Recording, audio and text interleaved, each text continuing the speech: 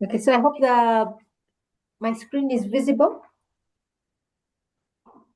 Yes, it is. Loading. Oh, yeah. It's not visible.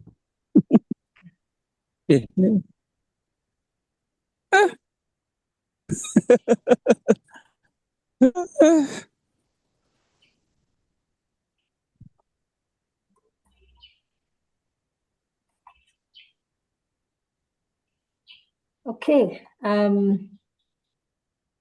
Today we want to look at research methods, and hopefully we'll touch something else a little bit later. But let's look at research methods now. Research methods or strategies. Now, the key thing about research methods or strategies, what we need to understand is that this is the meat of research. The key point is what gives your research that scientific method, and it's very, very important that you pick the right method for your objective. Okay, the right method for your objective. Now we have several of them. You can use either one or more than one. Some people combine two research methods. I don't know if I've not seen anyone who goes beyond two, but they may be. But most of the time, you find someone will have maybe one or two research methods combined to achieve a certain objective. Like I said, this is what gives your research, this is what makes it scientific, or rather gives it a scientific method. So it's the meat of the method of research itself. And again, the thing I want to emphasize that this is not the same as the research tools. Okay, this is not the same as the research tools. Now, some research methods are qualitative, others are quantitative in nature. So we shall, as we discuss each one by one, we shall be sure to emphasize which one falls more to the qualitative side and which falls to the quantitative side. So we start with the first one, which is quite commonly, it's quite common, especially in social, the social sciences and in the quantitative approach. Yeah. This is the survey research method. So this is the survey research method. So here you have normally the survey research method, you have a situation where you have a certain sampled population, a quantifiable sample population, which means already we're looking at something numerical, something quantifiable. This sample, like this population, should be standardized. We have a collection of standardized information. What do we mean by standardized information? If I come to speak to an individual about their experience, the information I'm going to get will not experience about something will not be standardized. Okay, I'll be listening to a story, I'll be listening to someone's feelings, and so on and so forth. But when we say standardized, it's like asking, what is the age? If I ask each one of you your age group, that is standardized information. If I ask you your marital status, what your qualifications are, and your opinion about something, and when I say opinion, if it is standardized, I will indicate good, bad, good, very good, or not so good, not good, very good, bad, or extremely bad. That is what we mean by standardized information. You want something very specific, and you don't want to add feelings to it, what the opinions, extra opinions may be, or something like that. So in this situation, we're also looking for quantifiable data. Quantifiable data. So that's why the information we're collecting should be standardized. We want to be able to quantify whatever it is that we have found. This number of people felt this way about, they felt this thing was good or this thing was bad, this thing was very good or this thing was very bad. You want something quantifiable. Then the other thing is that you're dealing with variables. You're dealing with a number of variables, and you're trying to find a correlation or possible causations. Yeah, possible causations. So already all of this about a survey are pointing to the quantitative approach or quantitative research.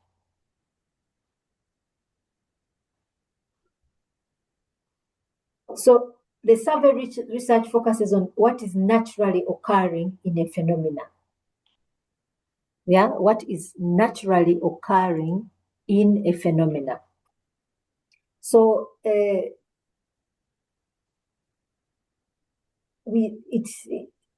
is not looking to manipulate a phenomena. It's not looking to change a phenomena. It's just to see what is happening naturally in a particular research.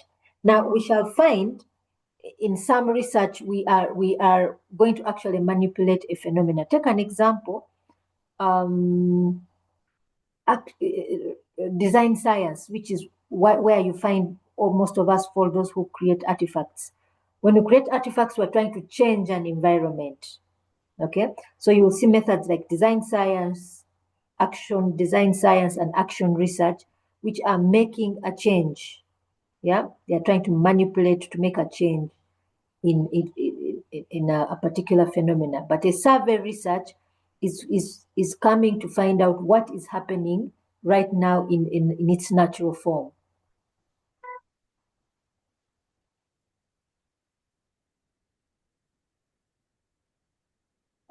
So the survey research is primarily quantitative, but a qualitative method can also be used.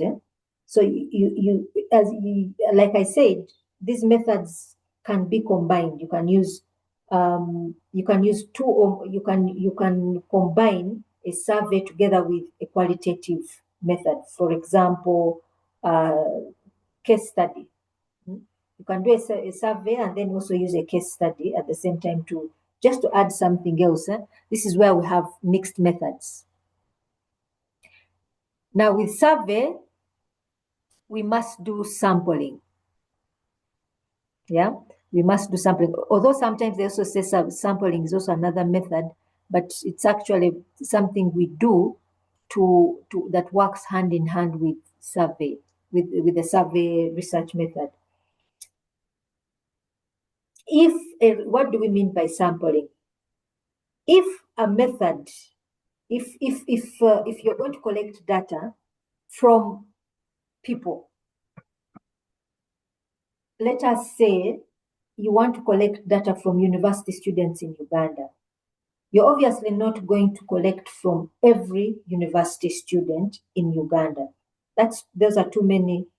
That's too much data, and it's too much data to deal with. So what sampling does is that you study the population that you want to look at. For example, if it's university students, you would ask yourself, what is the nature of a university student? And then the profile of a university student. You have university students of different age groups. You have university students from different economic backgrounds. You have university students that are national and international. You have them in gender. They define terms of gender. You have university students that are in public universities and those that are in private. You have those students who are in religious affiliated universities, and so on and so forth. So you say, how many universities do we have in Uganda? We have this number of universities. Of these, which are of this type?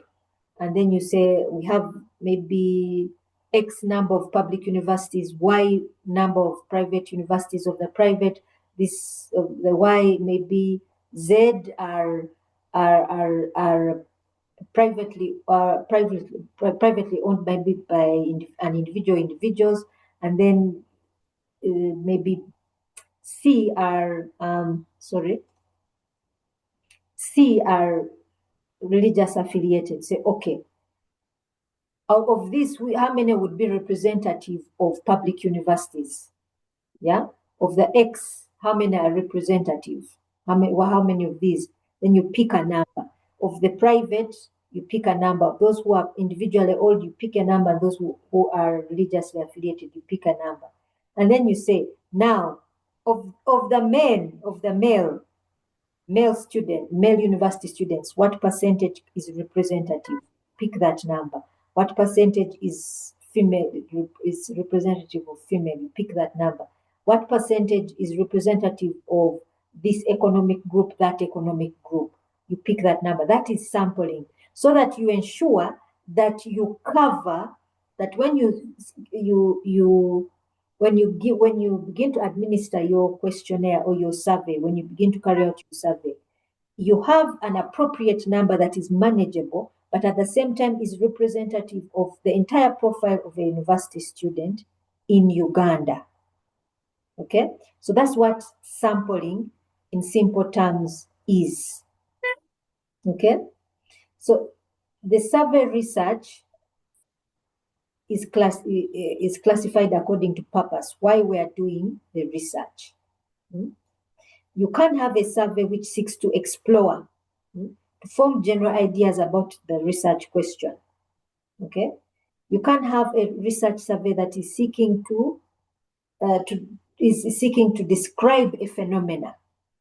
Then you have one which is explanatory, that this one is used to develop an understanding of relationships between variables. So depending on which type of survey that you want. Now, I gave you an example of when I was doing my research, which was qualitative in nature. And I decided to administer a questionnaire with the objective of exploring if the variables I had seen during interviews also exist. If I question a number of people using the survey, if they see the same thing. So that is an example of that type of survey. So descriptive here, you want to understand more about certain variables that you're interested in, certain particular variables. You want to understand more about it. Explanatory, again, this one is trying to find, this would be a survey that is trying to find out relationships between variables. The survey can be classified according to time. Okay, according to time. And here we talked about cross-sectional research and longitudinal research. So cross-sectional, I think we still remember from our previous lecture, is something that is happening at a particular point in time of a certain population. Then longitudinal survey is the kind that is sampling from different populations at different times. And here I remember I gave you an example of, let us say, an economist who's doing research to look at income levels from 1962 to date. Yeah. So in that case, they would be sampling, they would be going to secondary data. They would be using secondary data, for example, from Uganda Bureau of Statistics, where they will pick that information to see what income levels were, maybe according to gender, according to region, and so on and so forth. I also gave you an example of a research that was done in UK, where a group of scientists were following a group of children from the time of 0 years to 5 years. That is another example of longitudinal research or survey. The survey can be classified according to data collection approaches. So you can have face-to-face surveys. Let me give you an example of that. For me, when I administered my questionnaire in my case study, because I was dealing with the rural population, in some cases with individuals who may not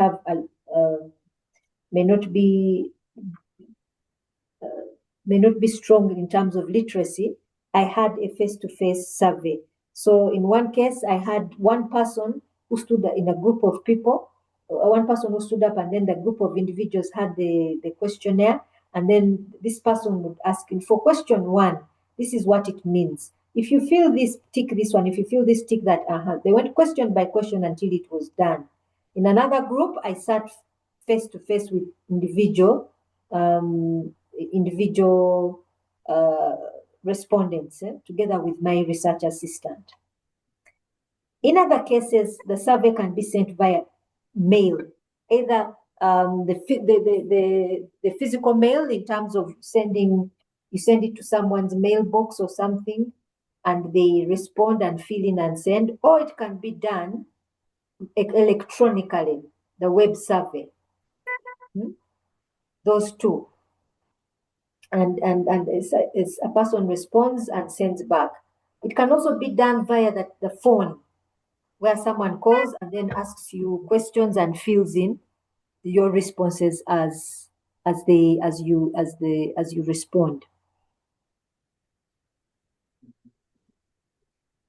So the survey research has several processes. The first is the survey needs to be designed. Yeah, the survey needs to be designed. Secondly, there must be determining the sample size. Yeah. Then there is the fielding of the survey. That means you are administering your survey to a population. So once the data is picked, then the data must be analyzed and then presented in either a publication or a dissertation. There are things we must consider when we are doing the survey. The first is the research question, which, if you all remember, stems from the research problem. Yeah, the research problem. So the first thing is the research question. That is the first thing that guides us on whether we need a survey or we need to be qualitative or quantitative. Second is population. Who are we going to administer this questionnaire to? So one, are they accessible? Can we easily reach them? Their literacy levels? Are there language issues? So I'll give an example. When I was going to administer my questionnaire, I was thinking of translating it into Luganda. Then someone said, no, don't. I would rather, actually my research assistant said, I would rather that, to keep the integrity of the questions, let me interpret as they fill out their questionnaire. So that's where the language issue comes in. There's also certain things also you must also consider when we talk about accessibility. Okay, when we talk about accessibility, I remember here. I remember particularly a situation I observed. A lady that I was sharing an office with while I was doing my PhD. Her primary research method was survey, and she sent the survey via email to respondents. And by the time I remember when she was telling me, she said not even a quarter of the respondents had responded or had actually had actually filled in the questionnaire. So, and that becomes really challenging, because for a survey, for your data to be valid, the number of respondents, the people who respond back, is extremely, extremely important. So accessibility is a big issue. Sampling, being able to know what is the available data, participation of respondents, going back to accessibility here. The questions, the type of questions you have and how complex they are. Designing the questionnaire is extremely, extremely important. You need the help of experts, you need the help of your supervisor. And then the other important thing is your questionnaire must be tested first before it is fielded, before you administer it to your targeted population. You must first test it. Yeah. The content, your knowledge of what it is you're trying to find out. bias, honest responses, and social desirability. How honest are your respondents? Sometimes we may want to please the one we are answering. We think that maybe they are seeing me. So that's why most of the times it is important to be anonymous when you're administering the questionnaire. The cost and time and equipment. Yeah, cost, time, and equipment. So that is it for the survey method. Do we have a question?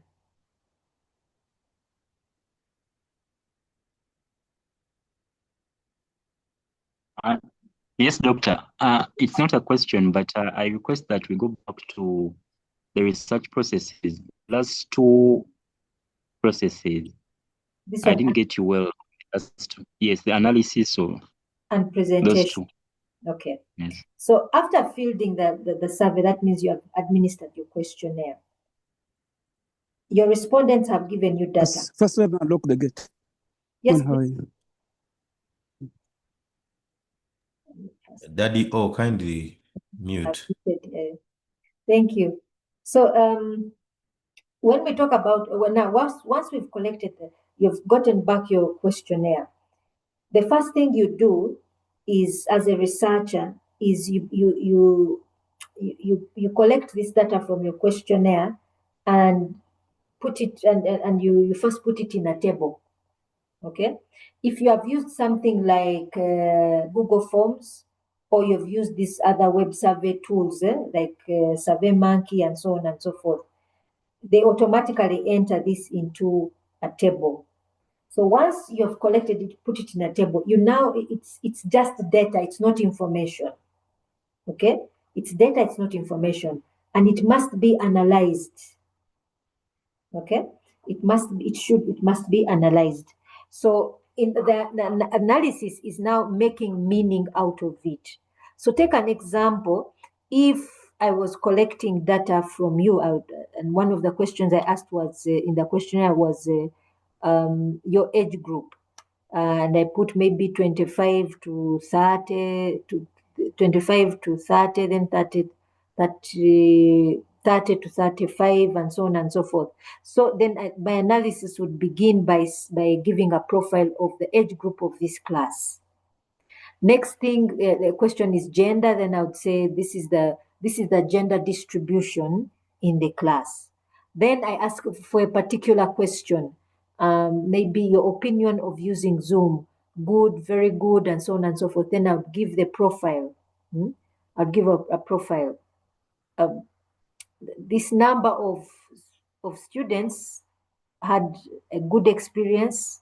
This number of students had a bad experience. Of these who had a good experience, this percentage was male, this percentage was female.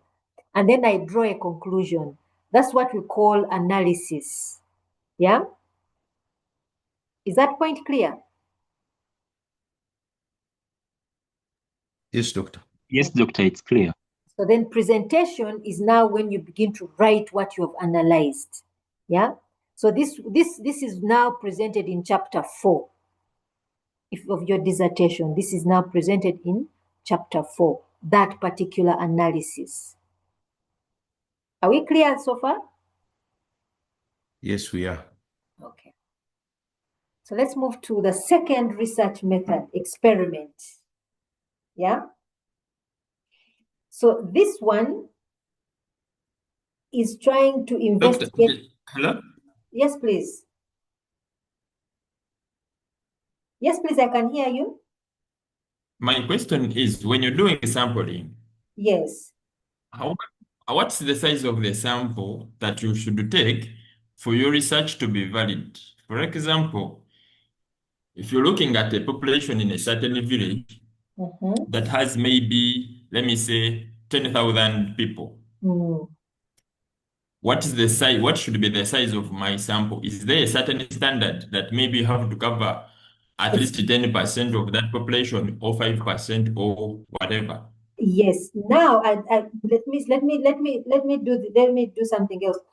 Let's have another session where we talk about sampling itself, because sampling has many rules.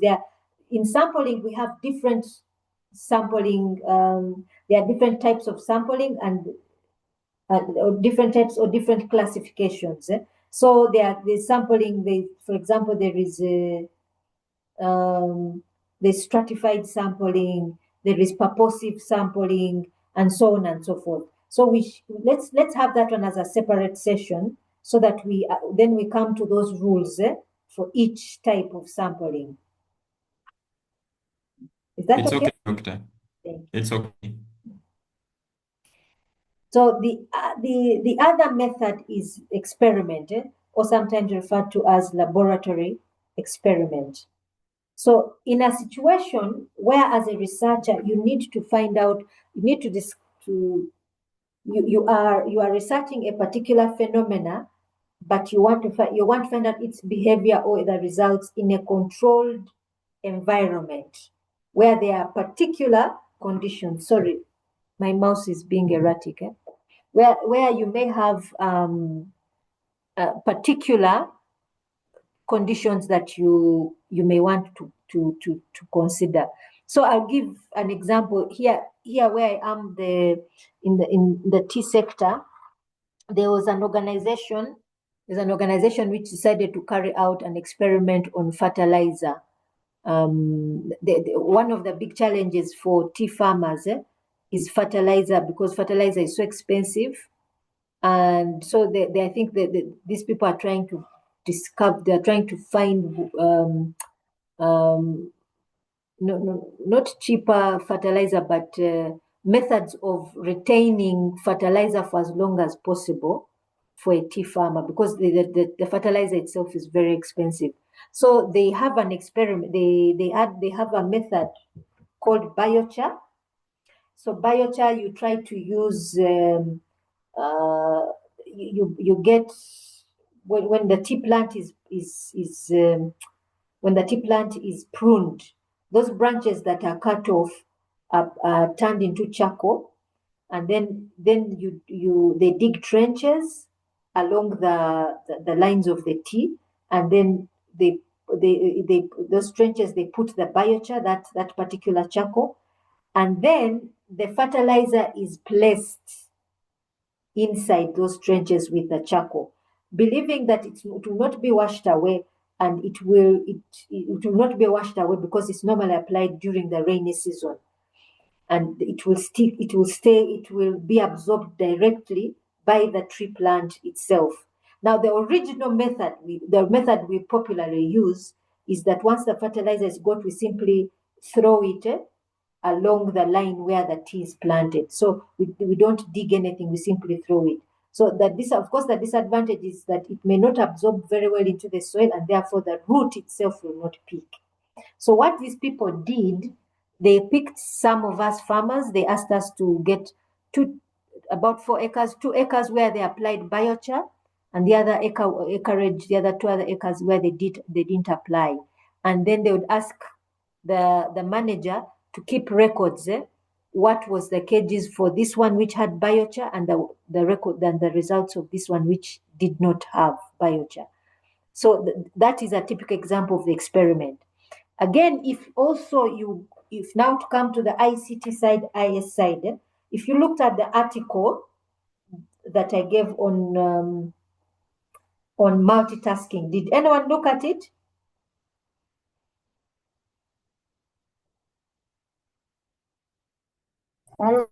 Yes, doctor, I looked at it. Okay, yeah. And what did you think about it? What was your opinion of the article?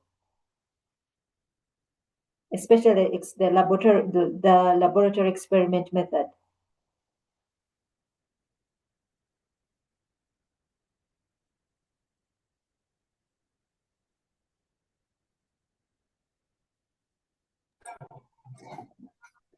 Yes, they used the laboratory experiment with 24 participants with a design which was a 2x2 within a subject experiment. Okay. That was multisensory and unisensory. Okay. Thank you. So that if everyone is look at just that article, that's a very good example. And think of it even in another way. You can also yes, please. Is there, David? You have a question? Yes, yes. I'm just asking, Doctor. So when did you share this article? Because It is I part think and I parcel. didn't get hold of it. It's part and parcel of all the articles that I sent that you did for your first assignment. Oh, okay. Yeah, it should be in that folder. Okay, Okay, so thank you. We'll, you're welcome. So in laboratory experiment, you have one independent variable that is manipulated. Sometimes you can have more than one independent variable that is manipulated that will affect a dependent variable. So I gave you the example of the gardens we have. In one garden, you applied fertilizer with biochar. In another garden, you applied the fertilizer without biochar. In this situation, which is the dependent, which is the independent? The one where biochar is advanced is the dependent variable, and the other one where it is not is the where biochar is applied is the dependent variable, and the other one where it's not applied, it's the independent. Are you sure that's it? Isn't which one is manipulated? Isn't it the independent variable? So in this case, which one was manipulated? The fertilizer or the garden? One where biochar applied We have which are the variables in this case? Which are the variables in that research? Dr. Pardon on the question. Which in the story I told you of the of the gardens of the biochar experiment, which is the independent variable? Remember, the independent variable is the one that is manipulated. The dependent variable, look at it this way. When we say independent, means the independent variable is the one which has a causal relationship on the dependent variable. It has the causal relationship. So in the case of the garden, the fertilizer is the independent variable because fertilizer is the one which causes higher yields. So in this experiment, the independent variable that was manipulated was the fertilizer. In the case that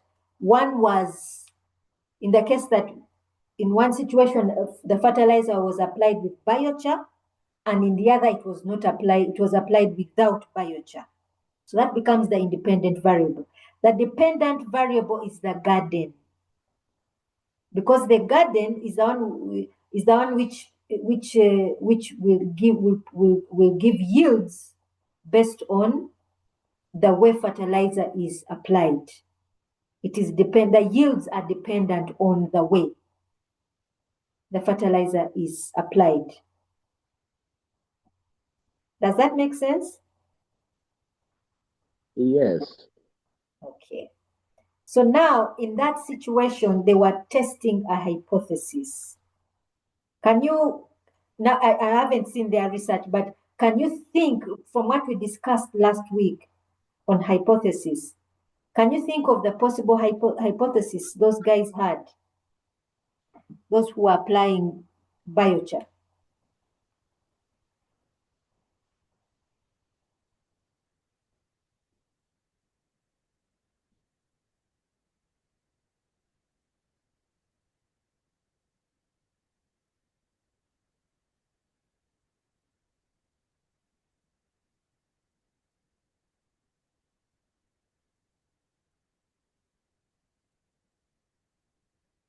Can you think about what could be the possible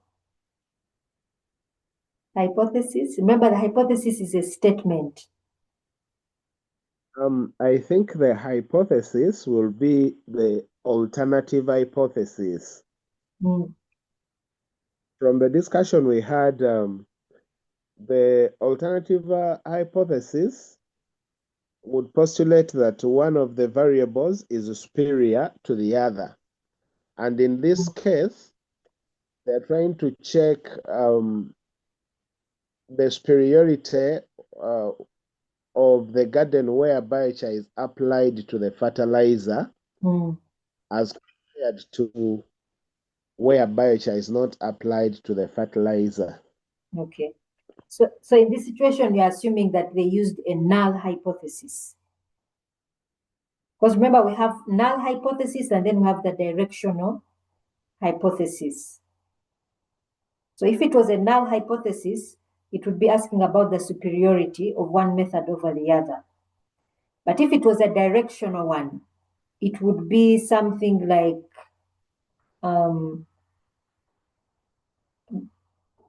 fertilizer application using the biochar method produces higher yields than fertilizer applied in the traditional method. That would be the directional one.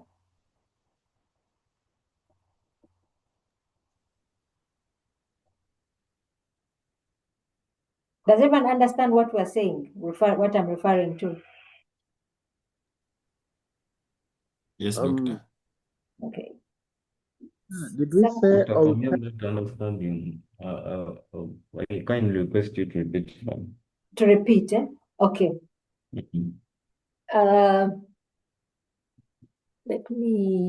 Let us get a whiteboard screen and try and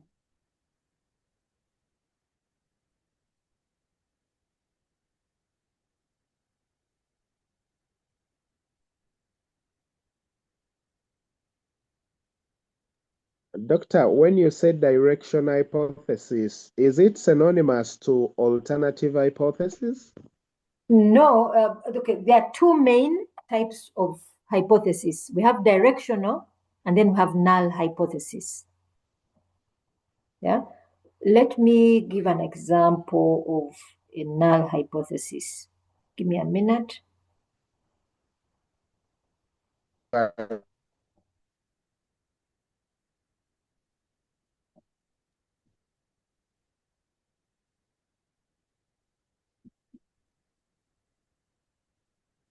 I've just Googled here an example. It says the vaccine does not affect the infection rate. That is one. The vaccine does not affect the infection rate. Age has no effect on mathematical ability.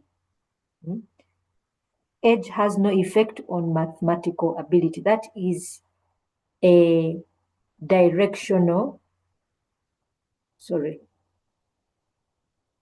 That is a null hypothesis. There's no difference in the salary of factory workers based on gender. That's a null hypothesis. Directional would be, let me give another one. If there's a research question here, it gives does a new drug reduce blood pressure? Then there's a null hypothesis, says the new drug does not reduce high blood pressure. Now, an alternative hypothesis for this,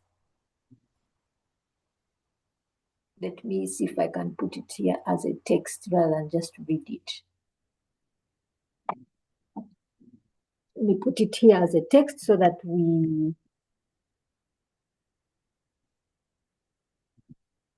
the new drug does not reduce high blood pressure.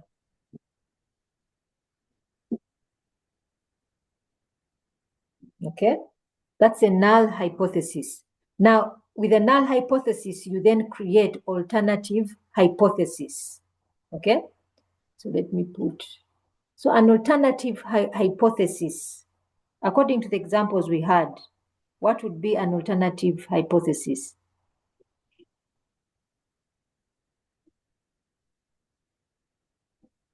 According to the examples we had last week.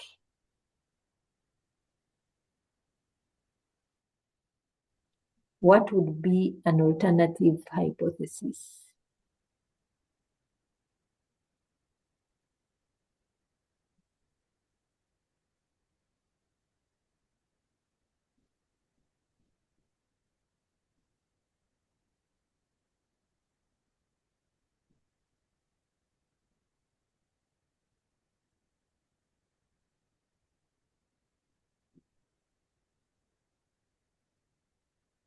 What would be an alternative? Let me see the example we had previously.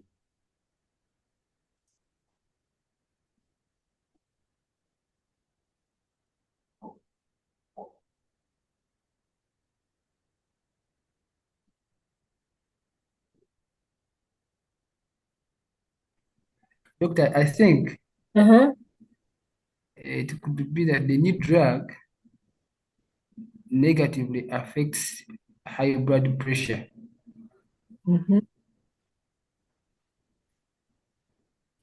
Yeah, that could be the negative hypothesis. The new drug negatively Affects high blood pressure. Affects. If we say the new drug does not affect, the alternative hypothesis. Okay, let me first give another example. The alternative hypothesis here could be something like the new drug. The new drug. So it's the new drug reduces high blood pressure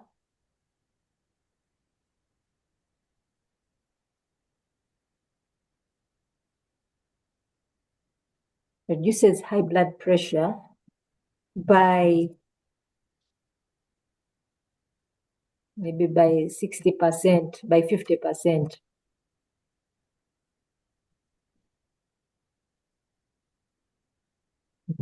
Then we have another one to test, where we say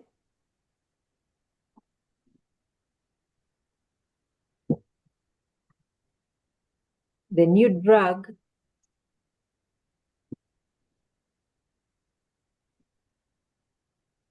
maybe failed to reduce high blood pressure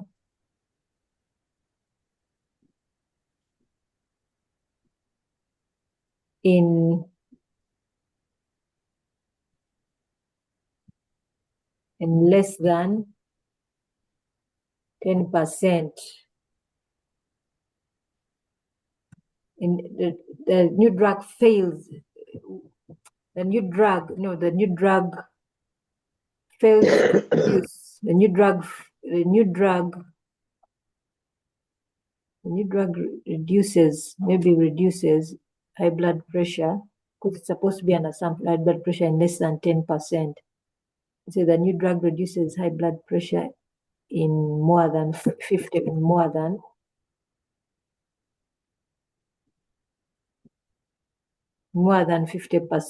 This would be the alternative. So this null hypothesis is the alternative is attached to this alternative hypothesis. Okay, is attached to this alternative hypothesis, so that once we prove or disprove either of the alternative, we shall have an answer. We shall have answered the null hypothesis. If we find that the drug actually reduces high blood pressure in more than 50% of the participants, then we can say we have disproved this null hypothesis. If we find that we reduce in less than 10%, then we have proved that this null hypothesis is true. Have you understood? Excuse me, doctor. Yes, please. Does that mean that the alternative hypothesis is always a counterpositive of the null hypothesis? Yes. Okay. Okay, the alternative hypotheses are there to help prove or disprove the null hypothesis. To help prove or disprove, they are helping. So I can have more than one alternative hypothesis Yes. Yes. on On a null hypothesis. Now, we then have what we call directional hypothesis. Yeah? A directional hypothesis is making an assumption which you must test. You remember the hypothesis that are in multitasking, where it says multisensory activities produce a higher valence of hedonic experience than unisensory. That is a typical example of a directional hypothesis. Now, in the example of the garden, a directional hypothesis would state something like fertilizer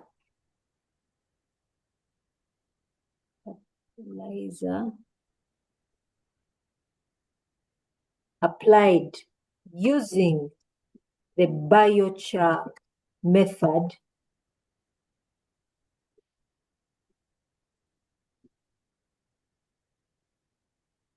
produces higher yields than fertilizer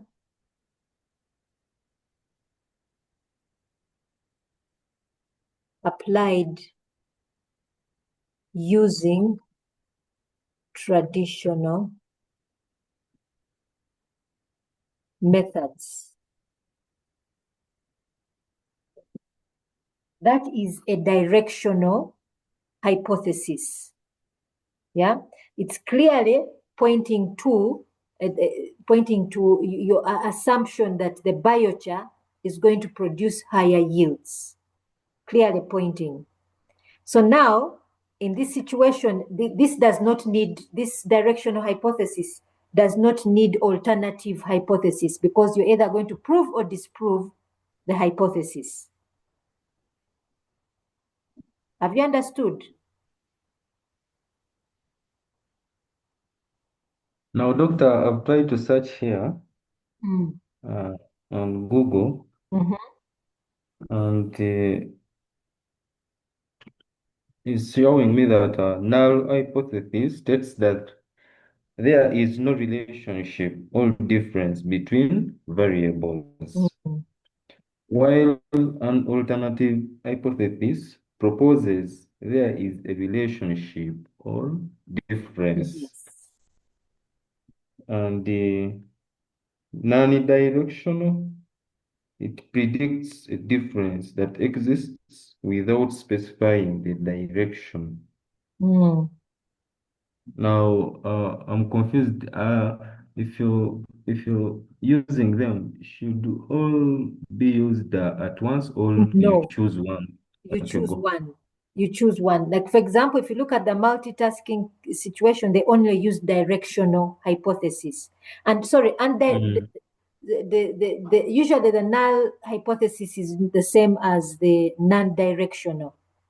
Usually they are one and the same. They are not proposing. So here's another example. When you have a null hypothesis, you must have an alternative hypothesis. Chintu, have you understood? If you have a null hypothesis, you must have alternative hypothesis. Just like I gave you the example here, here is the null hypothesis and its alternative hypothesis, which you actually test. Yeah? Okay. Are these. Doctor. You can even have 3 of them where you can say the new drug reduces high blood pressure by 30%, the new drug by 50%, the new drug by 60%. All of these. So all those alternatives will help you answer the null hypothesis. Whereas when you're doing the directional, you don't have alternative. That direction alone independently will help you answer or prove or disprove. Have you understood, Chintu? Yes, doctor. Okay. Yes, Emmanuel.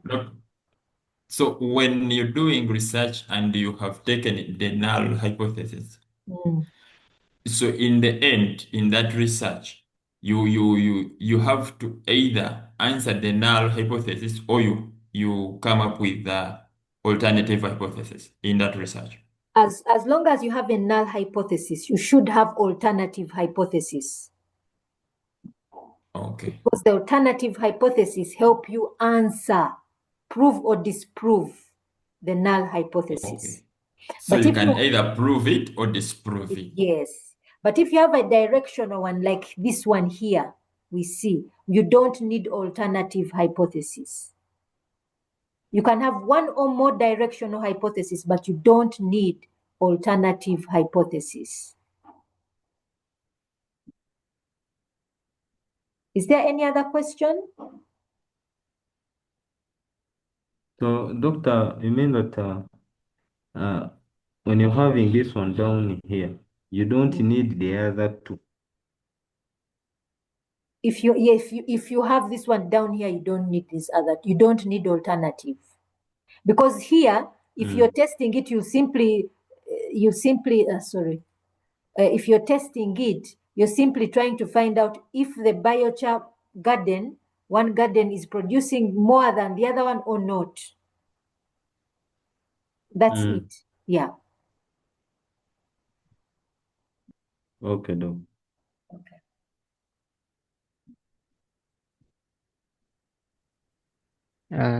Doctor, maybe some question which I'm inquiring. Mhm. Does the null hypothesis always has to be in the negative so that the alternative is in the positive, or it just depends on the research someone is doing? It depends on the research somebody is doing. It depends. The direction the person wants to take. They may want to start from the negative point of view, and they may want to start from the positive point of view. Okay, all right, thank you. Okay. Doctor, I don't know Yes, if I'm please. getting this. I'm seeing that for the directional hypothesis, there are two variables, and in the null hypothesis, there is one variable. Yes. All right. Yes. Okay. Let's move further with the experimental. In the experimental, the experimental research, laboratory experiments, or experimental design, you always have manipulation of the independent variable.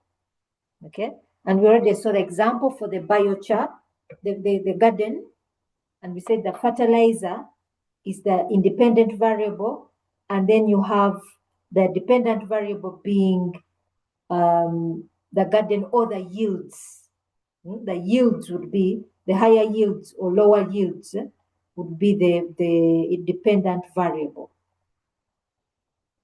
Then you have assignments of subjects, test units. Yeah. So in our case, we have the gardens where for each farmer they would have two gardens. Then you have control over extraneous variables. In some situations you can't have control, in other situations you cannot. So for us, for the farmers, the extraneous variable, can we just Google what the extraneous variables are?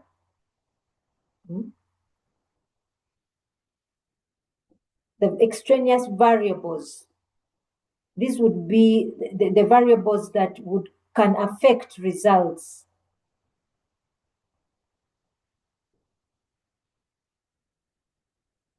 That can affect the results. So, for example, in our case, as farmers, the farmer experiment, it would be, for instance, rains. The rains may come, they may not come. There was, like, I think I remember one of the things I also observed myself, when they applied the biochar, they took some time to the biochar together with the fertilizer. They took some time to apply the fertilizer in the second garden. They took a bit more time. I think they had run out of cash to buy. So that can have an effect on your results. So there must be control. You must ensure that there is control over those extraneous variables that may end up distorting your results. Is that clear? Yes, doctor.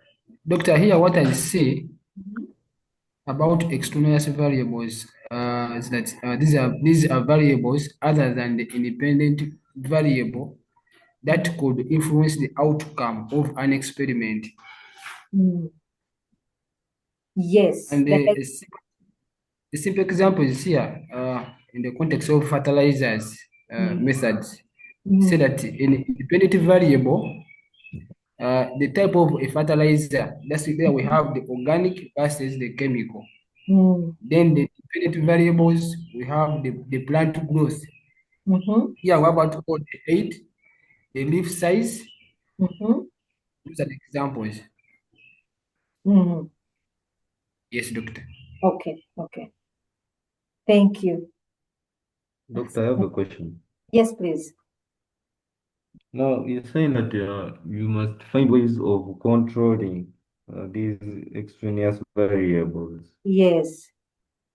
Now, how do you get to know? Because I think you get to know that they are extraneous at the end.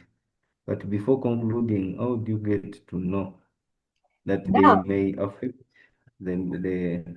or they may bring about inaccurate conclusions? an accurate conclusion. Now, this is where, remember experimental research or laboratory experiment is quantitative in nature. And remember, if you look at a quantitative kind of research, this is research which is where there is general knowledge. There's always clear general knowledge of what exists. Of what is happening, of what exists in a certain environment. Now, take an example. For agriculture, we know what will affect yields and what does not affect yields. So, for example, we know fertilizer application is one. We know weeds is another. The weeds affect. All these factors we know. So, if you're doing an experimental research, as a researcher, and you want to look at yields and biochar specifically, you must make sure the weeds are out. You must make sure you apply the fertilizer at the right time, at the appropriate time, when the rains are about to come. We all know those are things that you must know. So unless these are things that the researcher puts in mind before they come to them and they control them.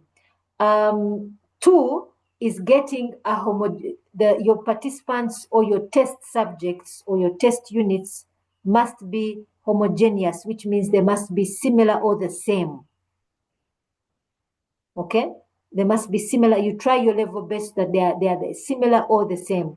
So I'll give you an example. I think there was a time they were doing research, I think, on diet. And they decided to do the research with identical twins. Why? Because identical twins always share the same DNA.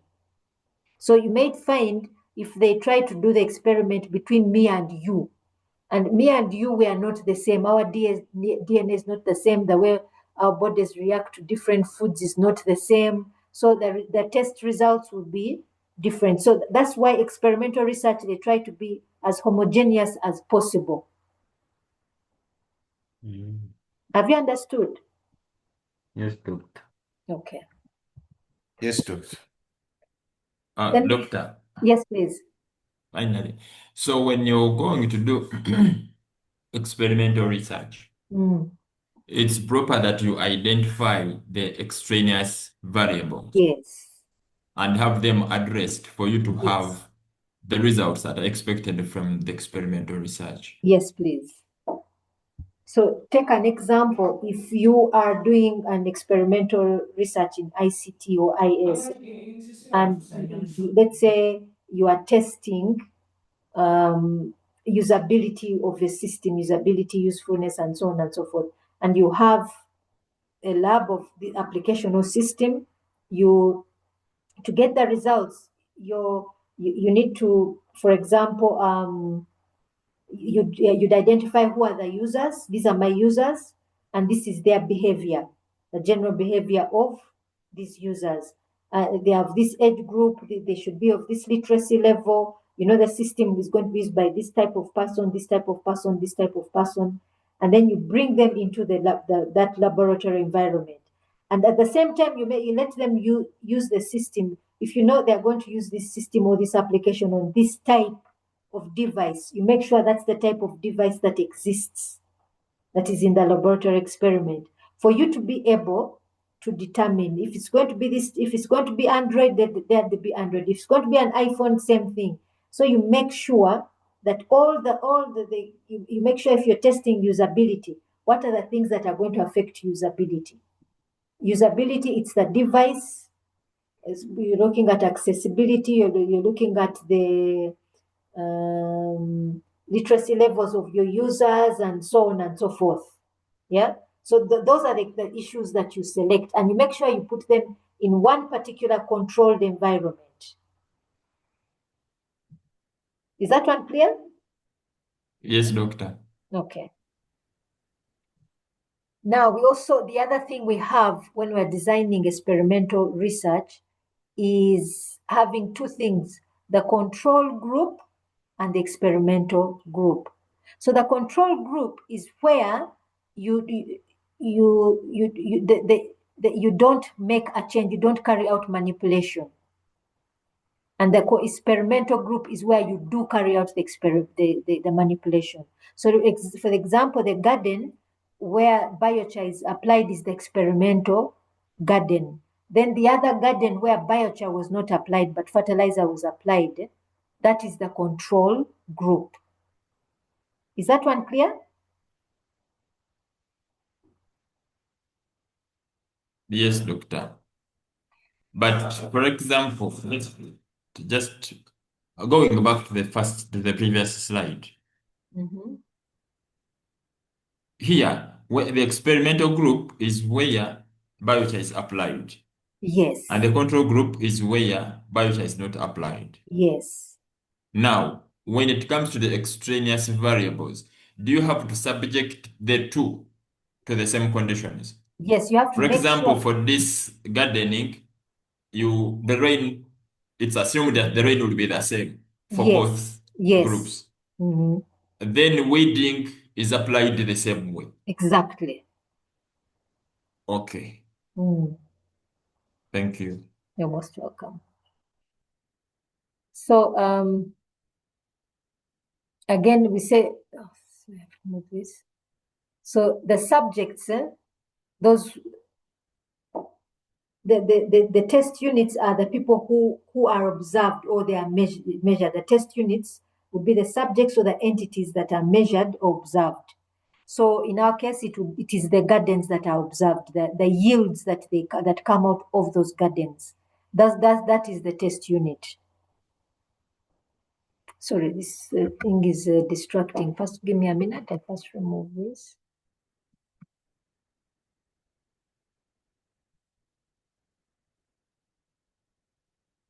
Sorry, let me get back here. So you can have laboratory experiments or field experiment.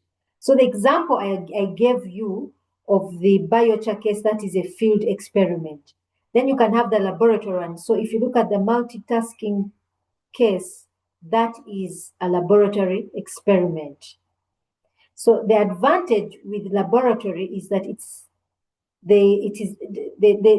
not the advantage, or the characteristics. One, it's an artificial environment. So take an example. If you're talking about usability of your system and you've used a laboratory experiment, in the real world, things are quite different.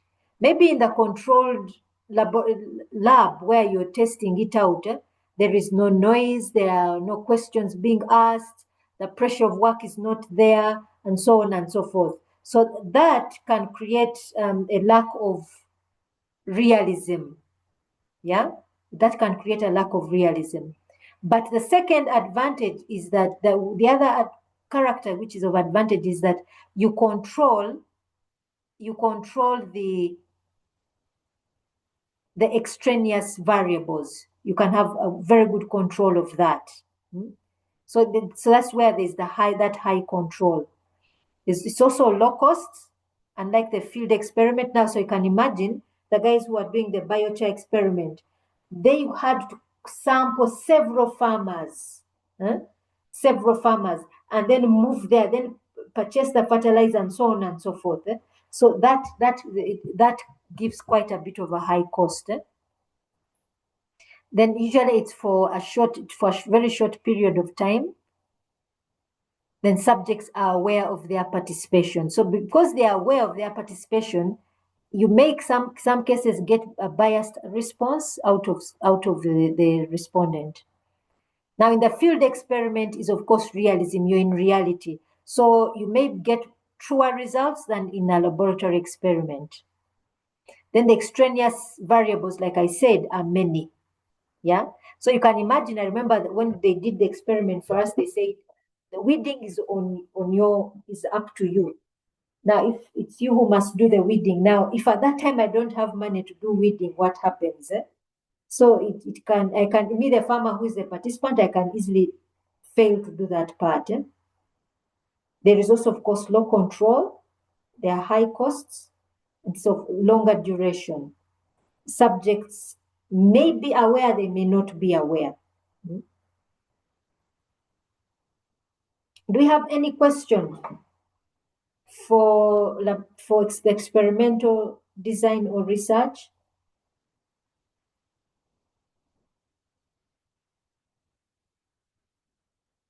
Do we have any question there?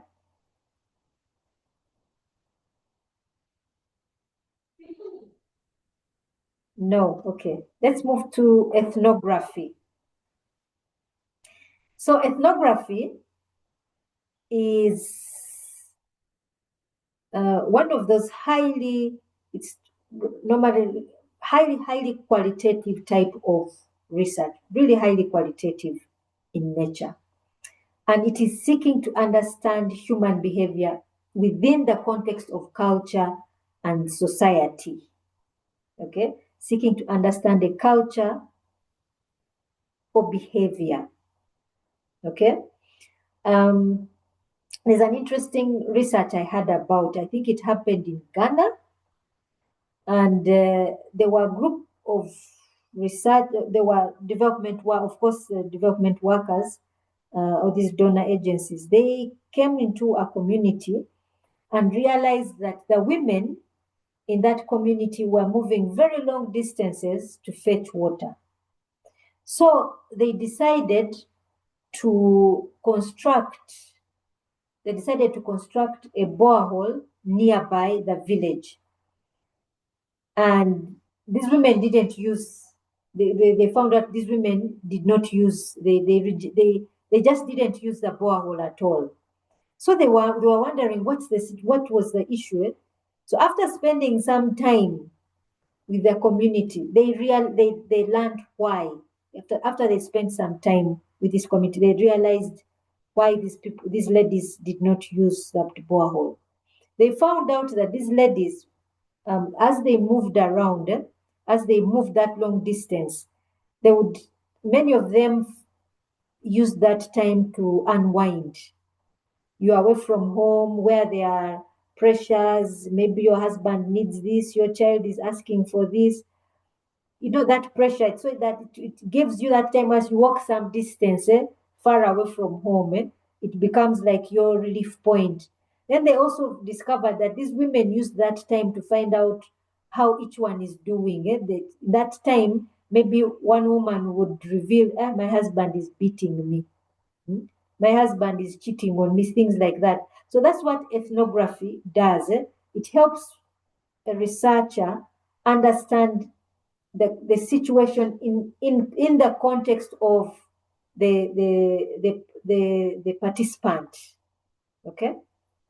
Now, of course, when you think about this, most people can't imagine this in the field of IT or ICT or IS. It's someone you think, for us it doesn't exist. But, however, I did read an article of ethnography in ISA and why it is so significant. Because most of the time, the systems we implement, they're implemented in organizations, which in reality are also social contexts. And because they are social contexts, they have their own unique cultures. So take an example, the culture of, let's say, an organization like MTN or Airtel is very different from the culture in a university. Quite different. They are just not the same. You will find some of you maybe I think one of our colleagues is a soldier, and imagine the culture in the army is not the same as the culture in a university. Take an example, a professor in a university, even if he or she holds no office, usually what they say is final. Usually they don't question them much. Not it's final, but they're not questioned much. That is one. Two, the freedom in a university, in an academic setting, anyone and everyone has an opinion and it can be expressed freely. This may not be the same in a corporate environment. Yeah? It may not be the same in a corporate environment. So also ethnography can be used in that environment, especially in IS. So normally, this is used to study religion, politics, the environment, and normally the data collection methods, data collection tools are observation and interviews. And sometimes these people immerse themselves, the researcher will immerse themselves in a culture and be like them.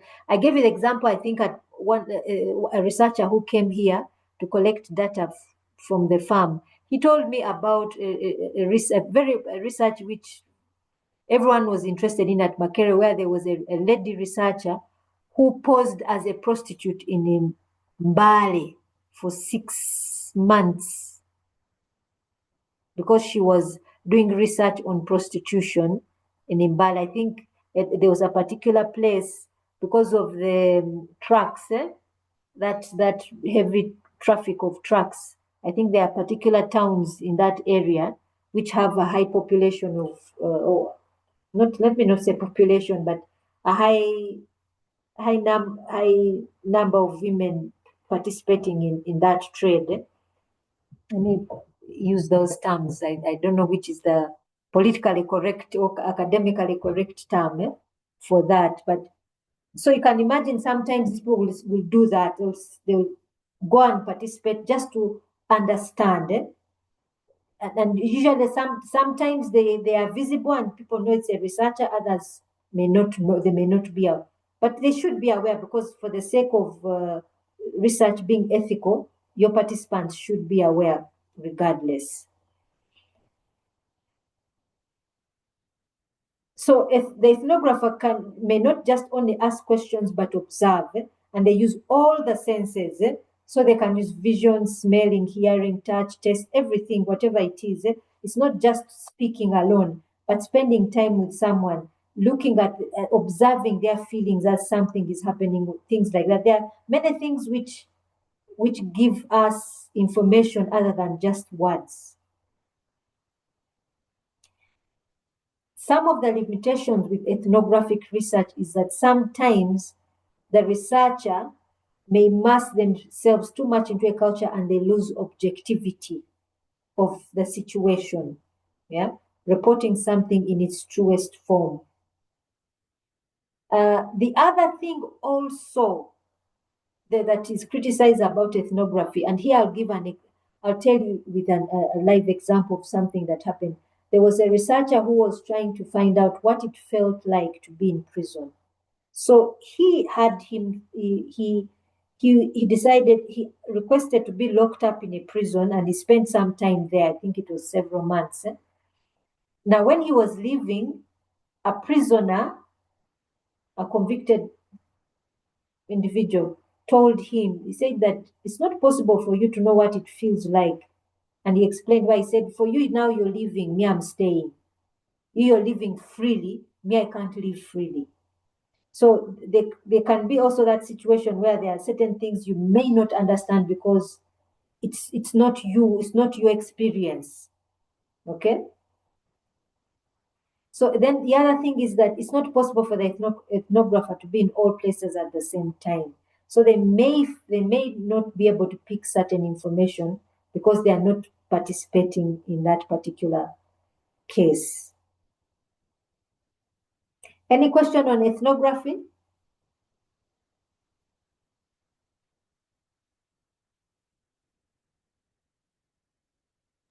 I think, doctor, that it's not a question. Maybe it could be maybe like something to add on, maybe, or like basically, phenography focuses on maybe the behaviors. Someone can maybe work on the behaviors that can be maybe in the market.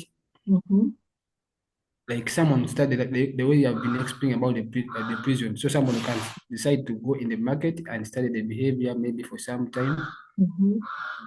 Then even in the beliefs of people, how their belief.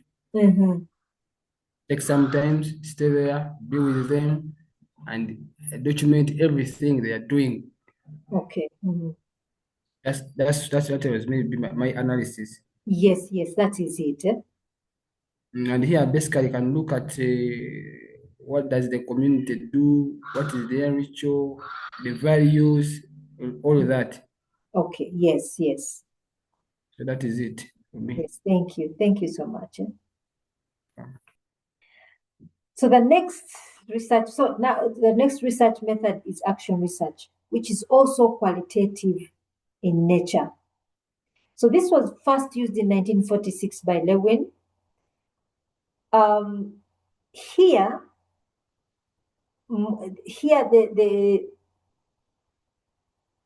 the participants of the research may also be the researchers themselves.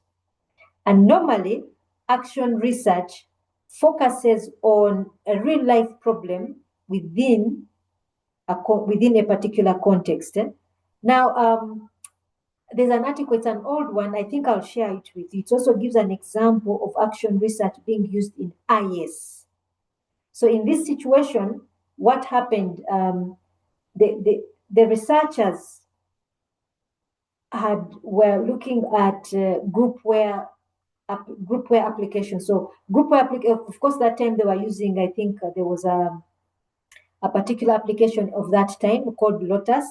So Lotus would be in the same category as WhatsApp, what we're using as WhatsApp, which it was an application that could allow collaboration and communication as a group. Yeah.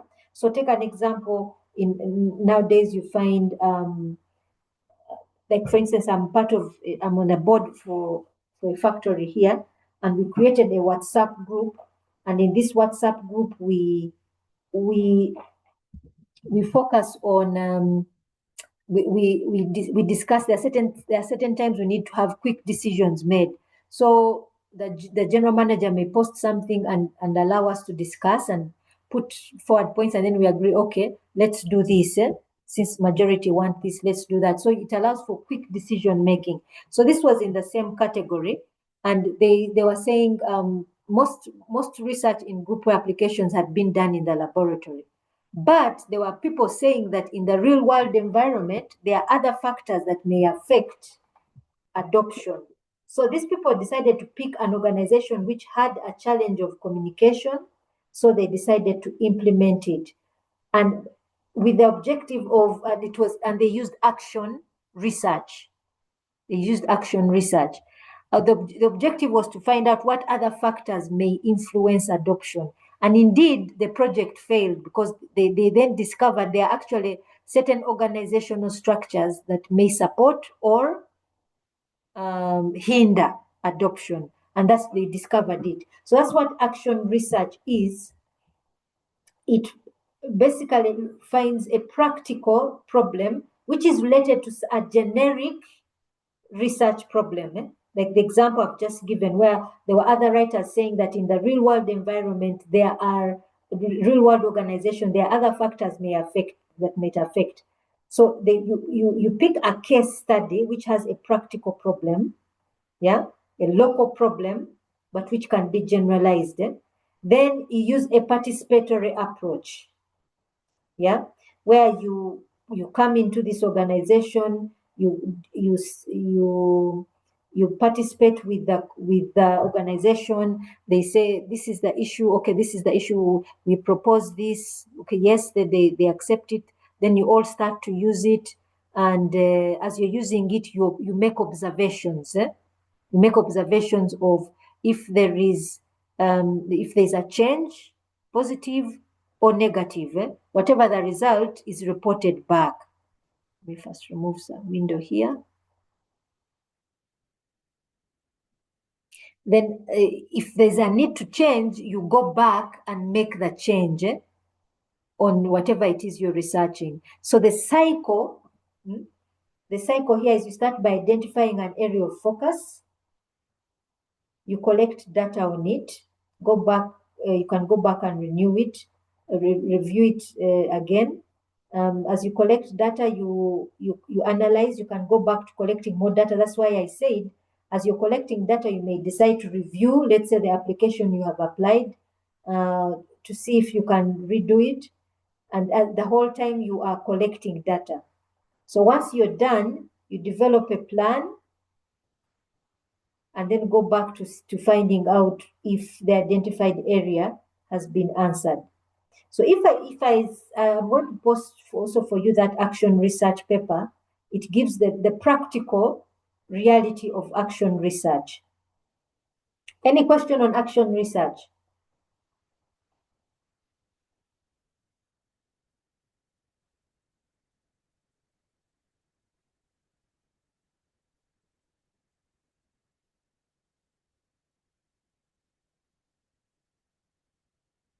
Do you have any question?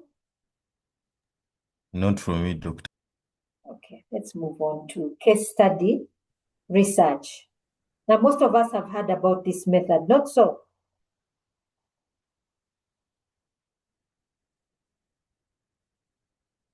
I think most of us have heard of it. Yes. Yeah, the case Yes. study. Yes, please. The case study research or case study method. So this one is also highly qualitative in nature. Just like ethnography, action research is also highly qualitative in nature. So in this case, you want to study a phenomena in a specific context. Yeah, a phenomena in a particular specific context, and you're basically examining the interplay of variables. Yeah, you want to understand. You're seeking to understand that phenomena in the context in which there are several variables exist. So most of the time, like I said, it is rare that it is quantitative in nature. It's usually qualitative in nature. Yeah, highly qualitative in nature because it normally includes observation, interviews, and the like. So normally the case study approach is used when you want to have a rich picture. Rich, that talks about the qualitative nature part of it, an in-depth understanding of a phenomena. So that's why you're using several data collection methods. Unlike survey, which survey may just focus on just the questionnaire alone. Yeah, this one you're using several things. You're observing, you are getting what you perceive through observation, through discussions. You may use focus group discussions. You may use interviews. All of that. So normally it provides what we refer to as rich data. Yeah, sorry, it provides what is sometimes referred to as rich data. Now, one of the reasons why we use several data collection methods in case study is for the sake of triangulation. Why? Interviews, let's say you start with the you start with participant observation. As you're observing someone, as they're doing something, as their behavior, the different participants, their behavior, what they're saying, maybe in meetings and so on and so forth. As you're doing that, you pick several variables. Several things start to stand out. You're beginning to discover several things. So you move to say in-depth interviews. So in the in-depth interviews, you may start very exploratory, but at the same time, as you say, other variables may emerge, maybe variable 4. But then you also affirm that variable 1 is also there and variable 2 is also there. Okay? Then you say, okay, let me have a questionnaire also applied. So when you apply that, you will confirm that variable 3 is there, variable 4 is there, variable 2 is also there. So in that sense, and even maybe you discover variable 5. Yeah. So in that sense, the picture that you get at the end of it all is more holistic. Do you understand this? The question of triangulation. Have we understood it? No, madam, doctor, I've not understood. Not understood. Okay, let me give you another live example from my research. You remember I told you this last week that first I started with a group of community members. We started by through group discussions. Then would also have workshops. So I spent time in this time. I was mostly observing. I wasn't saying anything. I was observing. So I observed several variables, several of them. But one of the variables I observed was during the workshops and discussions was that community members, especially the elderly, said they had limited mobile literacy levels, meaning they had limited use of the mobile phone. And most of the functionalities they didn't understand. This was something I first discovered during observation, during this area. So now I decided to go through in-depth interviews. So in-depth interviews, again, other variables I discovered, but then I asked about this, where some were saying, but people know how to use their phones. So what I did in the place of online survey, what I did, put there objective style questions. Yeah. So I created an exam. So we had training sessions of mobile literacy, but I created an exam which was administered before and after the training. And here I was trying to discover mobile literacy levels. Yeah. So what I first discovered in observation, I affirmed. Sometimes, some cases I was not sure. Some were saying people know, others don't know. And then I used the exam question to confirm if it is really true that there are limited mobile literacy levels. That is triangulation. Okay? But even in observation, I discovered other things. For example, from discussions, the issue of poverty came out. Okay? Then during interviews and questionnaire, during interviews, it was confirmed. Then also when I applied a questionnaire, this was also confirmed. And then other things came out. Have you understood that now? Yes, doctor.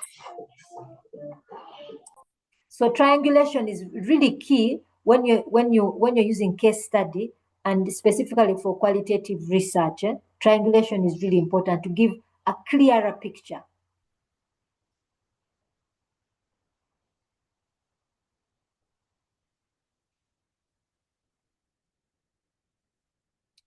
So in trying to differentiate the approaches for case study, we can look at it this way. Let me first move this up here.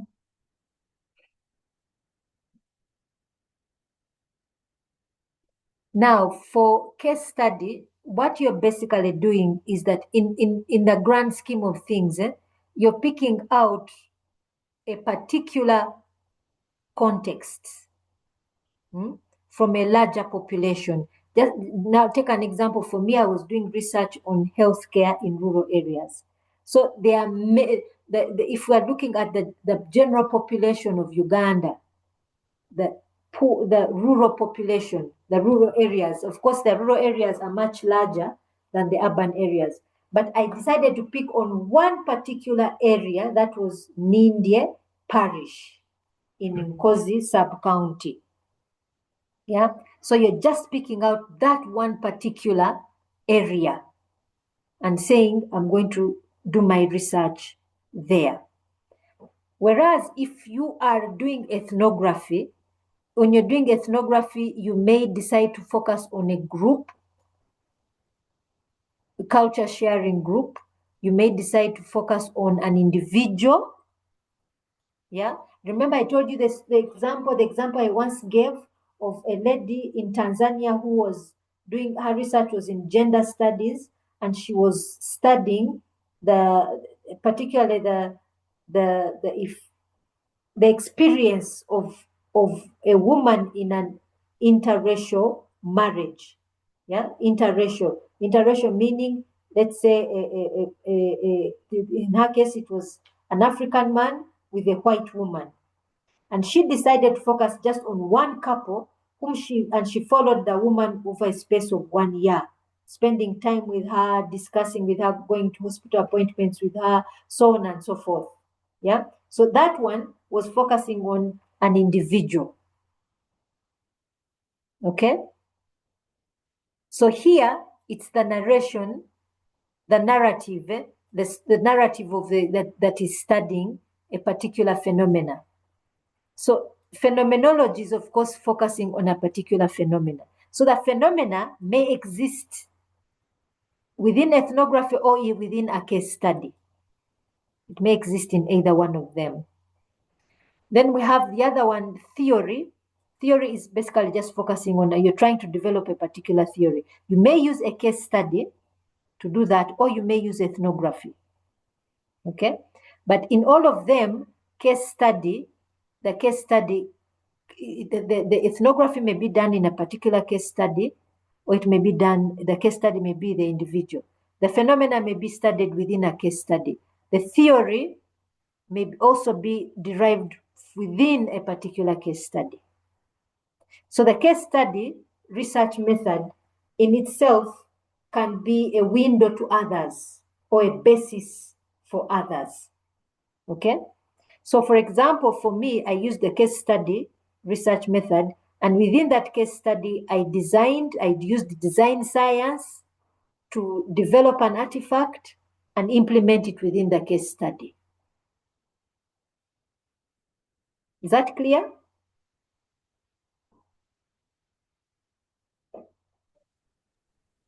Yes, doctor. Yes, it is.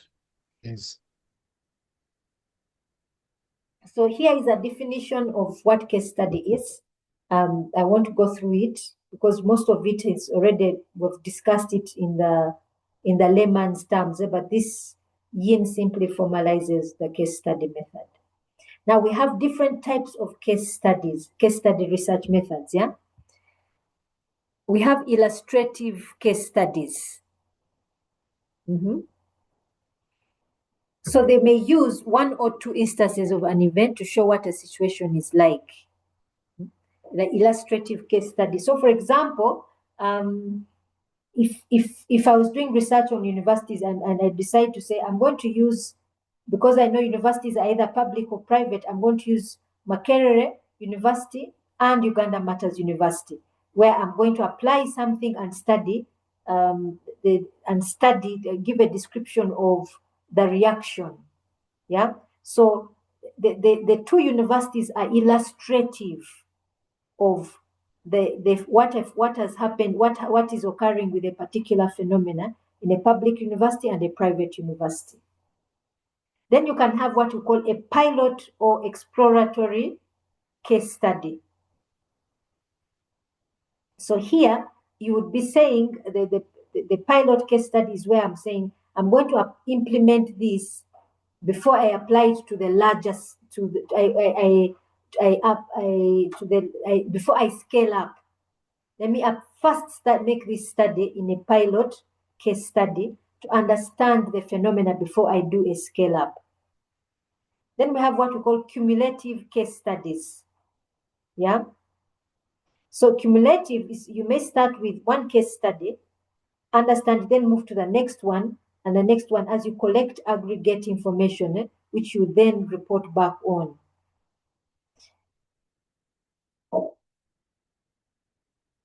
Then you may have critical instance case studies, where you have one or more sites. So sometimes that is referred to as multiple case studies. Where you have multiple case studies. So you may want this method, you may use it for answering cause and effect questions. Do you have any question on case study research approach?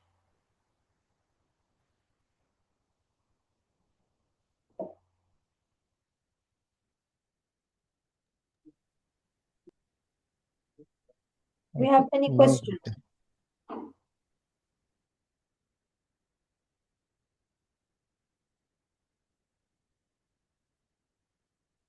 No? Let's move on then. Now we come to the research methods that are very instrumental for us in the field of IT. And the first one is design science. As long as you are designing an artifact, you are going to use design science. Okay? And particularly for most of you, I actually gave you articles which were using design science itself, and I think most of you actually selected those articles. So design science is extremely, extremely important as long as you're designing an artifact. An artifact can be a system, it could be a new method, it could be a model, a framework, whatever it is. All those are artifacts. Yeah. So normally, design science starts with an observable human problem, maybe an efficiency or a lack in something, and it focuses on creation of innovative artifacts. Yeah, something that an innovation is something basically that is coming in to solve a problem. Yeah, it's coming in to solve a problem. Now, let's also be clear that when we talk about systems, the system itself is not the research problem. No, it is the evaluation you carry out after you have implemented. Yeah, the evaluation you carry out after you have implemented that is creating the new knowledge. So the principles of design science is knowledge and understanding of the design problem and its solutions that are required in building that particular artifact. So basically what design science is looking at, you have an artifact which is supposed to address a particular problem. This problem is observed by users, a particular person. Yeah, and these people use this artifact. Now, in designing, you've designed this artifact, you've implemented it in a context with the objective of solving a particular problem. Now, the issue is you make an observation after from participants if the problem has been solved. Yeah, and this affirms or either will affirm the artifact or disprove its ability. So the process of design science starts from problem identification. Problem identification. Then you have an objective, you create an objective. This objective responds to the requirements needed to solve this problem. Then the requirements then help us to design and develop our artifact. Yeah. Once we have designed our artifact, we implement. Yeah. We implement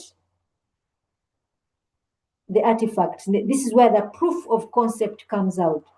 We evaluate.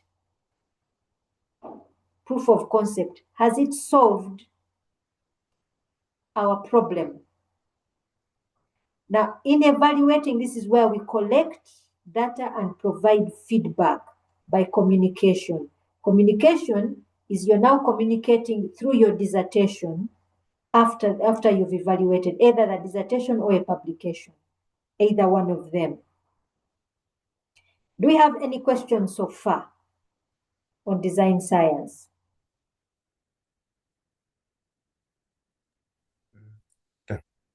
Yes, please. Thank you for sharing. Help me understand. If I was to give an example, maybe it could be an ERP, for example, Dynamics, yeah, and when and Dynamics in a certain organization, for example, it was introduced to maybe say assimilate or group the functionalities of the different silo systems already existing and have one central system and overall reduce the costs of using the silo systems. So that was a problem that was being solved. So when I find out from the people, the users in that organization, has Dynamics really helped to solve the problem? It was there before. At what point, when you're here design and development, am I looking at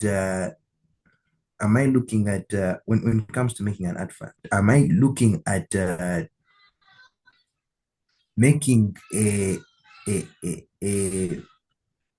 should I say a product or an improvement that would help to solve the problems they have said that Dynamics has not solved? Or are we looking at making a design that will help to improve the way Dynamics is working to help solve their problem? Help me understand that. Okay, so you're asking that are you designing something from scratch or you're improving on something? Is that the core? Are you improving something, but in what case? Like given the example I've given you, where would the design come into a question, and what would you be designing? What would you be designing? I think maybe my head is a bit tired. Okay, first repeat the question so that I get. Okay, let me repeat. Correct me if I'm wrong. You said that in this methodology, or sorry, in this research method, come and look at, I was giving an example of an organization that has many systems, yeah, HR system, procurement system, and the like, yeah, and the disadvantages of those systems made them look at possibly getting an ERP system that can compound the functionalities of all those silo systems. And so I come in to find out I come in at this organization when they've already implemented the ERP, Dynamics, for example. And then I ask the users that how is Dynamics? And has Dynamics solved the problem of having silo systems, and is the experience good? The users still be no, there's problem A and B. Would design science research come into this context? If so, how? Could you walk me through how it would help if it should be applied? Yeah. Okay, I can look at it in different ways if I'm doing research. I would say the first I would look at it from different ways. if I'm a master's research, a researcher at master's level, I would start by putting it at the generic level in design science. I'd bring it to the generic level. First generic level I would put it at would be ERP, and looking at it that ERP is supposed to solve the issue of silo systems in an organization. It's supposed to bring about maybe more efficient data communication or something like that. So for me, I would start, rather than first asking the users, my first point would be, I would take it that, okay, let's first look at it this way. When we're talking about design science, we are not saying design a system from scratch. No. We are saying even an implemented system, we can take it as something that was designed and implemented. Even an organization purchasing a system is a design process. Yeah. Okay, because you first find out requirements and so on and so forth. You purchase and implement. Now, it is the process of evaluation after that is the most important. That is the most important. So for me, if I was you, Grace, I would first look at it that on this implemented system, I would look at the design process as in terms of looking at the requirements of an ERP. Okay. And then how it matches the system that was actually implemented.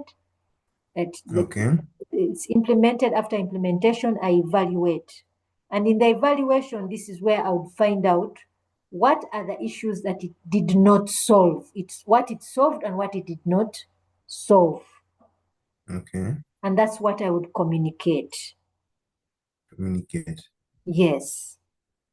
Okay. So, doctor, if you find out that there are issues it did not solve after evaluating, I'm seeing arrows of going back. Does that mean now you go back to design and development? What happens? Now, when you communicate, Grace, that means Yes. you're creating room for another researcher who comes in and says, at looking at closing the gaps in ERPs. Okay. That becomes somebody else's research. Okay. Yes. Thank you, doctor. You're welcome. Have you all understood that discussion I've had with Grace? Yes, precisely. Doctor. Yes. Now that the other research method is action design science. So this is also another design-oriented research method. And it came into, do you remember, the group that discussed an article on an improved research method for the sake of, I can't remember what it was. Yes, it was about a retrofitted GPR. Yes, please. So the action design research is also a similar research method was developed because of what was seen as an inefficiency in design science. So design science, just like the other researchers said that design science looks at developing a new artifact, but in the case of the retrofitted meters, it was a question of improvement. Now, for those who developed action design science, they also saw an inefficiency in design science, meaning in the sense that design science looks at a top-down approach in designing an artifact. Yeah. So in designing the artifact, you start with the designer. You don't start with the user. Do you understand? In design science, you don't start with you start with the designer. The designer is the one who who comes up with the artifact and then comes down to implement it and then evaluate. You don't start with the user to identify the problem. In action design science, you start from the bottom going up. Okay? You start from the problem area, you're moving upwards. So that's the difference between the two research methods. So they have, I think, 4 principles. Doctor, Yes, please. I can request you to repeat the last statement you said according to the order. Yes, the difference between design science and action design science. So, design science, let's say I'm the designer. Let's say we say something like WhatsApp. We start with saying WhatsApp is will be an effective communication tool for governing bodies in corporations. So I don't start by going to ask at the bottom level by participation, finding out what they use, what they don't use, what they like, what they don't like. I start by implementing. I get WhatsApp, I implement it. Then after implementation, I evaluate. So the designer is the one who has made the decision. It didn't start from the bottom.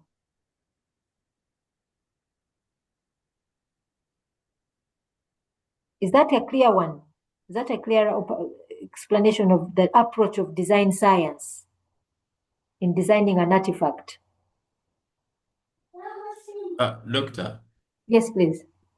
At what point do you start designing? Do you identify a problem?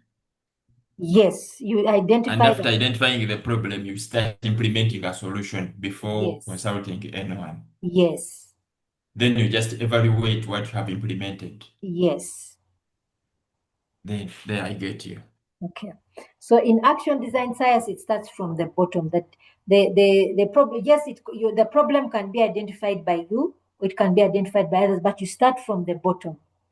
It is the action design science combines action research together with design science. So it introduces that participatory element. Yeah, action design science introduces that participatory element where you, the researcher, you're now participating with several participants who take this opportunity to also interject with you. So let's say if it was the WhatsApp issue, you'd go in and show it to them, and then they say, but that one doesn't work. You add this thing, then you add it, you go back and change and bring this thing. So I'll give you an example. I used action design science. So first I went to Nkozi Hospital with an idea, saying, why don't we use this in healthcare? I was specifically proposing using VoIP, using voice over IP to make calls to someone who is far away, to someone who is far away, a patient. Then when I presented the idea, I remember one doctor said that, Madam, who do you think which doctor in a rural hospital has time to sit and make a VoIP call? So of course, for an IT person, it was a stab in the heart, but for a researcher, that was very good information. So that is an example of action design science. I first started from that level. I went back and redesigned, then came back and did another implementation.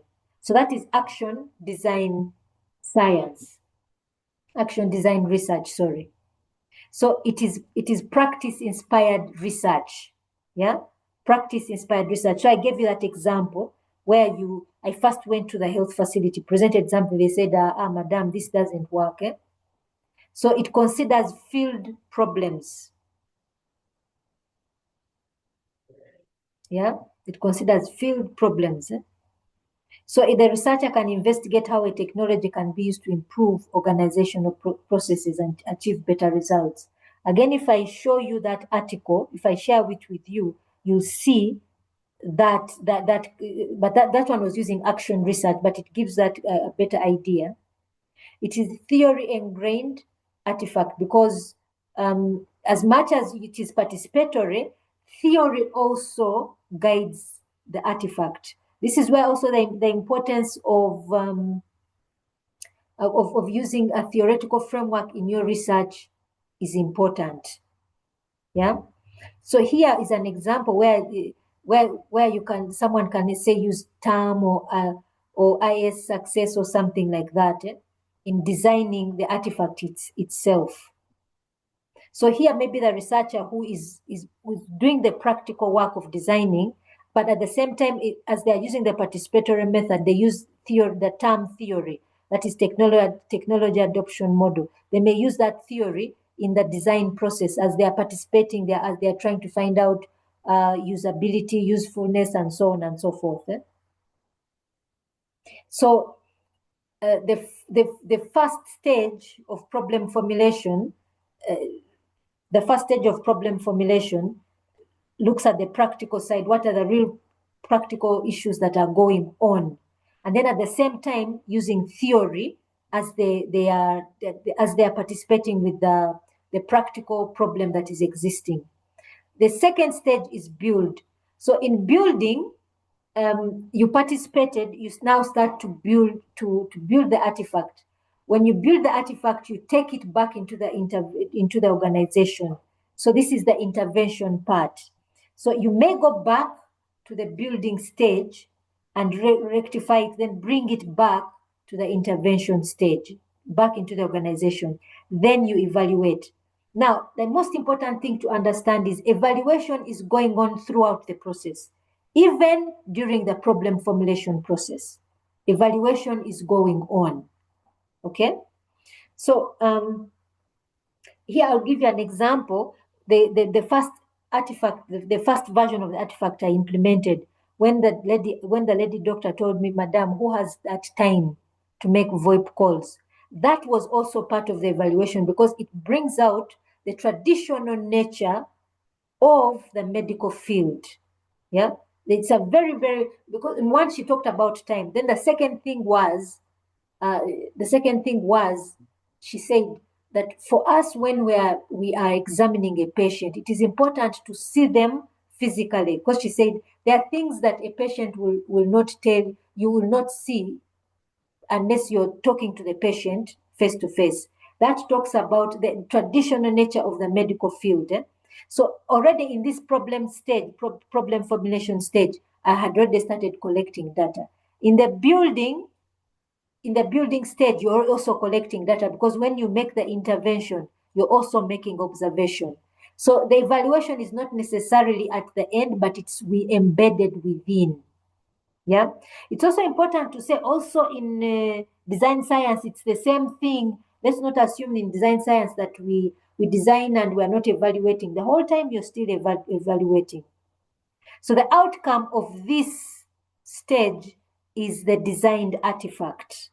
Yeah, this is the designed artifact that comes out. The last stage is reflection and learning.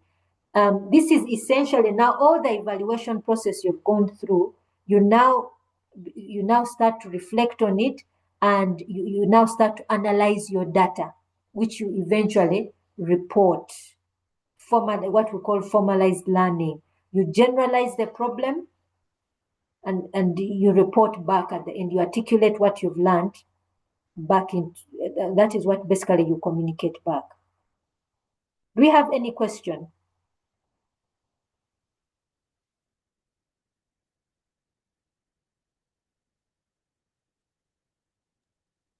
No, doctor. Okay, so I think this was this is the image basically talking about the iteration process that goes through as you design the artifact. And I think this ends our discussion on methodology. Do we have any question or comment? Now, Doctor, Yes, please. about the problem formulation. Mm-hmm. Okay, I think it's like before we formulate the problem, we need to do more research according to what you have been explaining. Do more Yes. literature review. How to do more literature review. Mm-hmm. And even I think we go and do the more observation Mm-hmm. before we formulate, because according to what you have said that you went to the hospital there at Nkozi, Yes. the explanation like you had not yet done more observations at before developing the problem formulation. Yes. I think I've tried to notify those two keys, the literature review and the plus observation, maybe and even interviews before Yes. formulating problem formulation. Mm. That's what I've observed Mm-hmm. there. Yes. Yes, doctor. Yes. Yes, please. That's I think that is essentially you've got it there. Okay, thank you, doctor. You're most welcome. Dr. Shiba, Yes, please. yes, thank you. I'm sorry to take you back. My network was a bit shaky when you were explaining the example of experimental design. Mm-hmm. If you could kindly reiterate, please. Experimental design. Which part was not clear?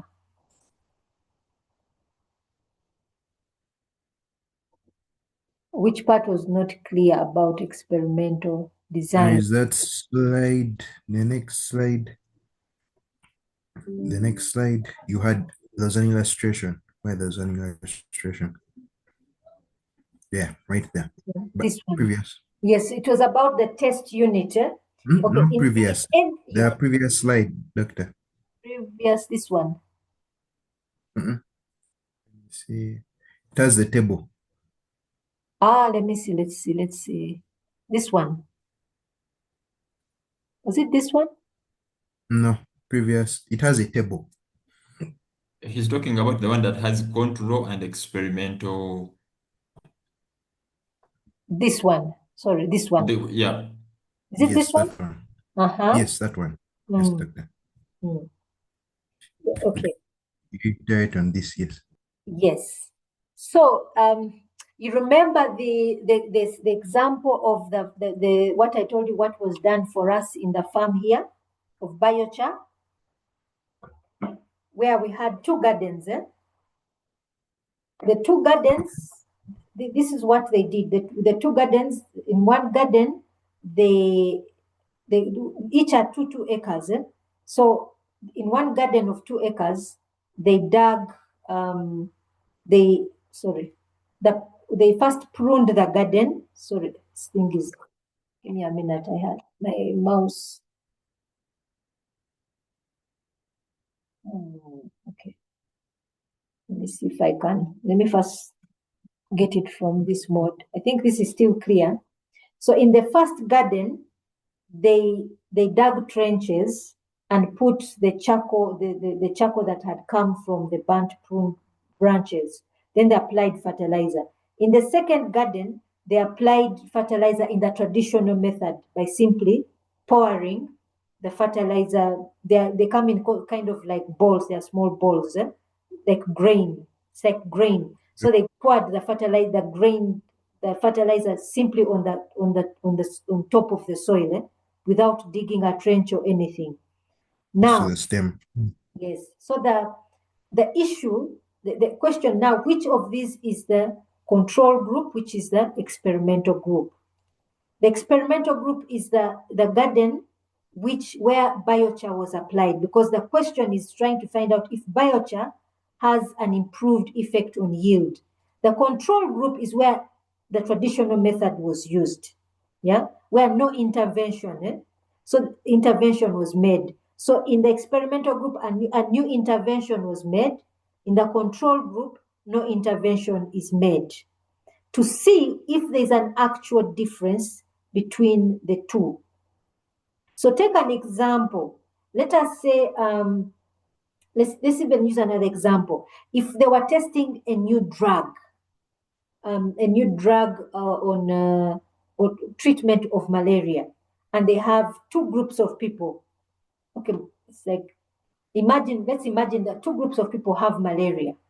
Okay, so the control group is the one which will use the traditional medication.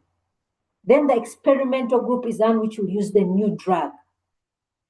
And then they determine if it has a better effect on treatment of malaria than one which has traditional medication. So the control group is the one which uses the traditional, and the experimental group is the one which uses the new drug. Does that make sense? Yes, it does, Doctor. So whenever you are doing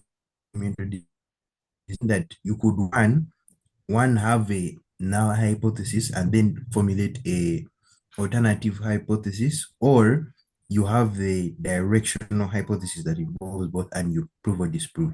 Yes, please. Thank you, Doctor. Most welcome. Any other question?